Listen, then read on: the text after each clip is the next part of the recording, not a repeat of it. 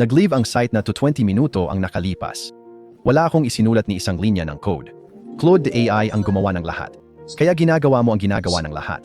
Pinipindot mo ang publish. At ito ang nakikita ng mga bisita mo. Hindi yan ang domain mo.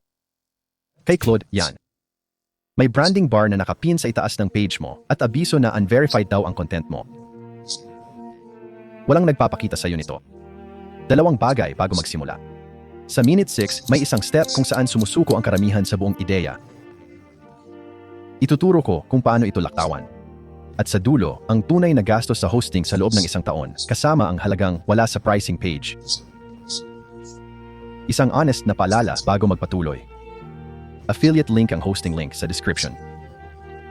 Kung gagamitin mo, kikita ako, wala kang dagdag bayad at yan lang ang dahilan bakit libre ito at hindi course.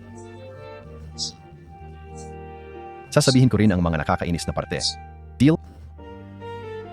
Ito ang eksaktong makukuha mo sa dulo.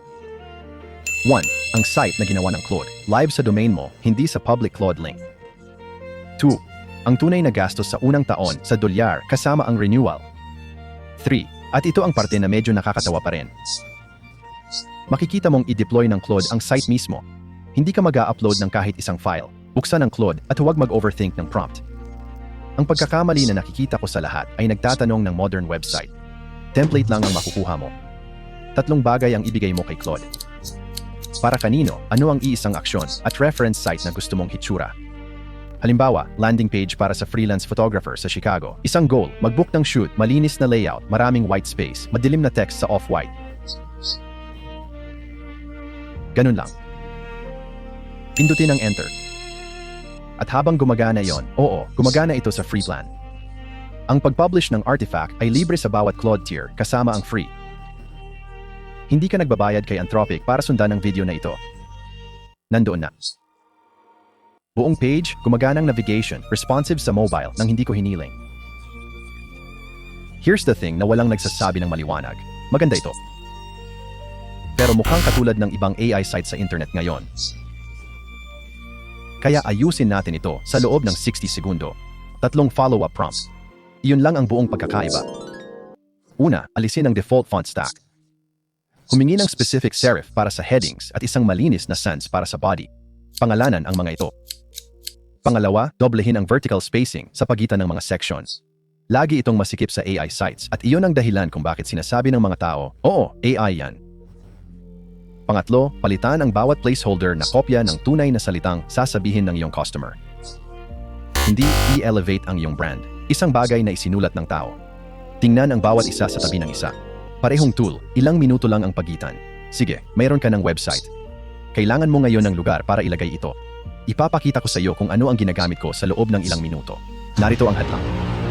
Ang published link na iyon ay hindi isang tunay na website. Ito ay isang preview na may public URL. Walang custom domain. Walang control sa iyong meta tags, favicon o ang larawang lumalabas kapag ibinahagi ito ng iba. Walang analytics. Walang contact form na makakapag-send ng kahit ano. At si Anthropic ang may-ari ng URL na iyon, hindi ikaw. Ipadala ang link na iyon sa isang paying client at panoorin ang kanilang mukha. Ito ang hakbang. Dito karamihan sa tao ay nagsasara ng tap at nagdesisyong hindi pa totoo ang AI websites. Mali sila. Huminto lang sila ng isang hakbang na maaga. Dahil ilang buwan na ang nakalipas, naging posible ito. Hindi ako nag-a-upload ng kahit ano. Hindi ako nagbubukas ng file manager. Nagtatype ako ng isang pangungusap sa simpleng Ingles at inilalagay ni Claude ang site sa aking domain ng mag-isa. Iyon ang dahilan kaya binura ko ang aking lumang tutorial at ginawa ang isang ito. 2 hakbang para makarating doon. Ito ang una. Kailangan mo ng 2 bagay. Isang domain at isang lugar para i-host ito. Gumagamit ako ng Hostinger at ipapakita ko sa inyo ang aktual na checkout, hindi screenshot. Piliin ang plano, tapos i-type ang domain na gusto mo. Sa 12, 24 at 48 buwang termino, kasama ang domain para sa unang taon. Kaya iisang bayad na lang, hindi 2. Panoorin ninyo ang box na ito. Ang link sa aking description ay may kasamang diskwento na. May code na idadagdag sa checkout sa unang order mo. At ayan ang ginamit. Domain, hosting, SSL, kumpleto lahat. Mga $54 para sa buong unang taon mo. Isang paalala, may tax pa sa checkout depende sa bansa mo. Dito umabot ito sa mga $62, kaya huwag kang magulat. Mas mababa pa yan sa isang oras ng freelance developer sa isang taon. Pangalawang step at ito ang walang nagtuturo sa'yo.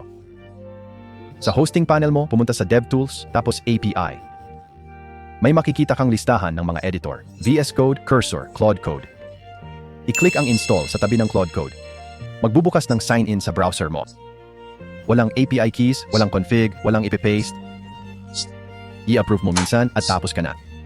Ang nangyari, konektado na si Claude sa hosting account mo. Kita niya na ang domains, DNS, at files mo. Balik sa Claude Code, sabihin ko lang ng derechahan. Ilagay mo ito sa domain ko, i-set up ang SSL. Walang FTP client, walang pag-drag ng zip file sa file manager, walang DNS tutorial na 14 hakbang na puno ng mga taong hindi mapagana. At yun na yun. Yun ang domain. Yun ang ating site. Naka-on ang SSL. Walang security warning dito. Yung hakbang na doon, karamihan sumusuko, nilampasan mo lang sa loob ng 90 segundo. Kaya, ang iyong site, sa domain na pag-aari mo. Ang iyong meta tags, favicon, analytics, kung gusto mo. Gumagana sa telepono. May SSL ito. Pwede mo itong ipadala sa kliyente nang hindi mo kailangang ipaliwanag kung ano ang Claude. Ginawa ng AI, pag-aari mo, yun ang buong punto. Ngayon yung numero na ipinangako ko sa inyo. Yung mababang presyo ay para lang sa unang termino mo. Pag nag-renew, aabot na ito ng mga $17 bawat buwan.